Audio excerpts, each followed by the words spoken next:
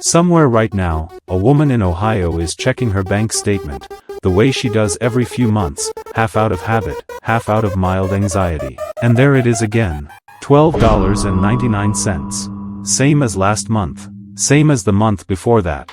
She stares at the charge for a second, trying to remember what it's even for. A meditation app? A photo editing tool? She genuinely isn't sure.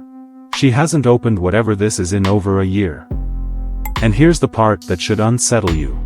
She's not careless. She's not bad with money. She has a budget. She checks her accounts.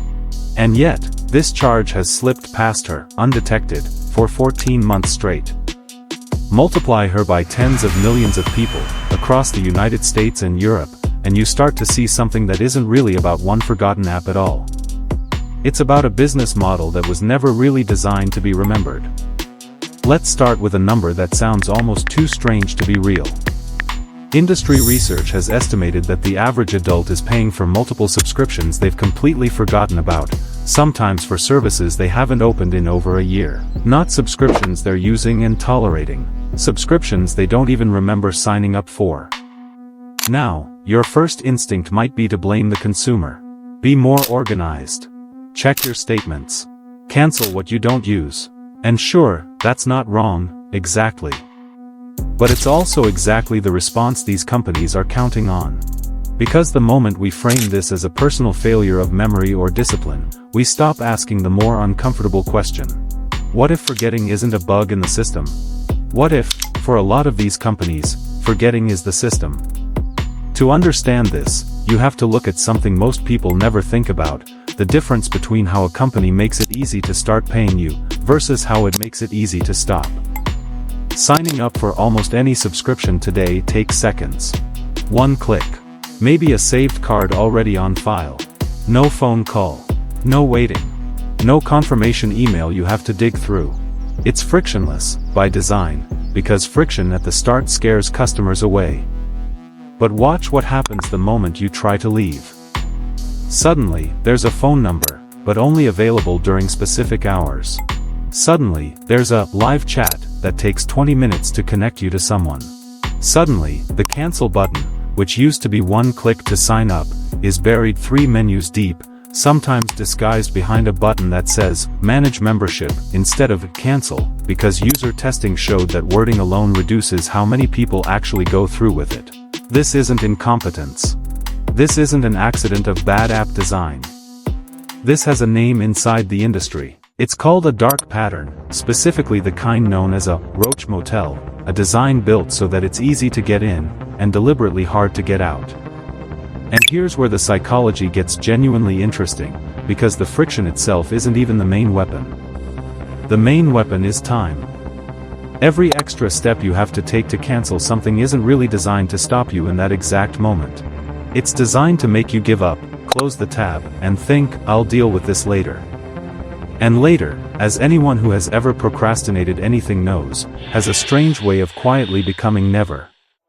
This connects to something psychologists call decision fatigue combined with a specific kind of memory failure researchers refer to as prospective memory failure, which is simply the brain's tendency to forget to do something in the future, especially something boring, low stakes, and not urgent. Canceling a $12 subscription doesn't feel urgent. There's no deadline. No one is going to call you about it.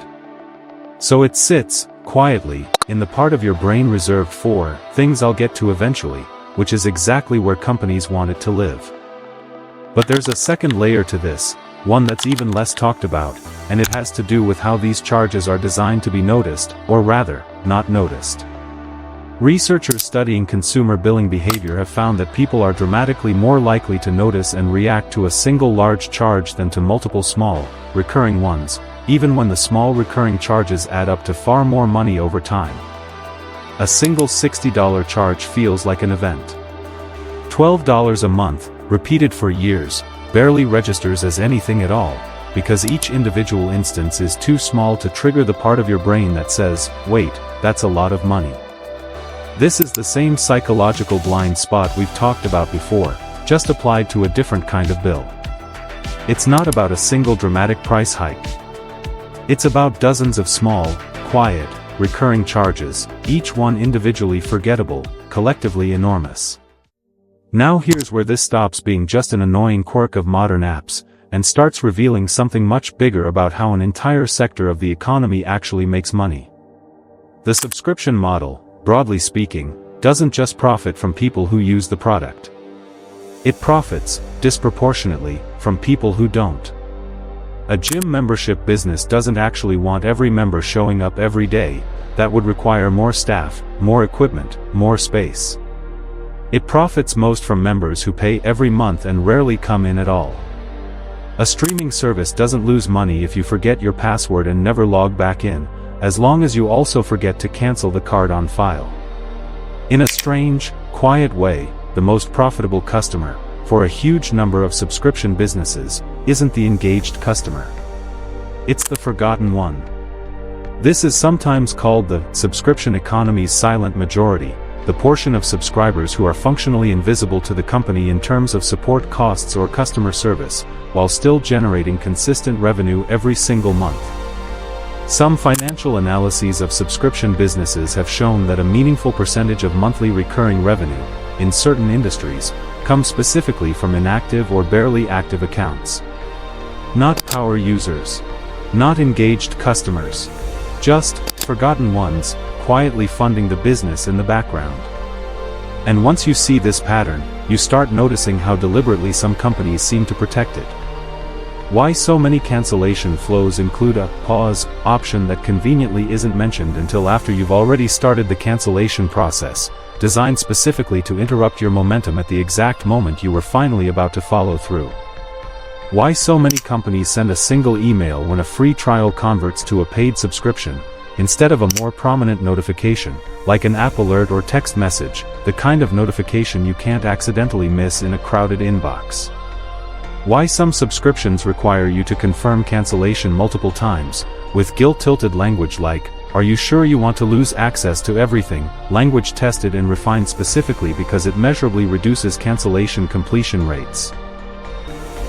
This is precisely why several governments, in both the United States and across Europe, have begun introducing stricter regulations specifically targeting these cancellation practices, sometimes summarized under the principle that canceling a subscription should require no more effort than starting one. The fact that lawmakers had to write that down as a rule, rather than it simply being standard business practice, tells you almost everything you need to know about how far this had quietly drifted from anything resembling fair design. But regulation moves slowly, and subscription models move fast, multiplying across nearly every industry you can think of. Software, fitness, meal kits, news, dating apps. Even mattresses and razors now come with recurring billing built in by default. The sheer number of subscriptions the average household carries has grown so quickly that most people, if asked right now, couldn't actually list all of them from memory. Not because they're forgetful people, because the system was never built to be remembered. If uncovering these hidden systems, the ones quietly shaping decisions you never even realized you were making, is something you find valuable, this channel exists for exactly that. Subscribe to the Uncovered Context, because what we just covered is only the surface.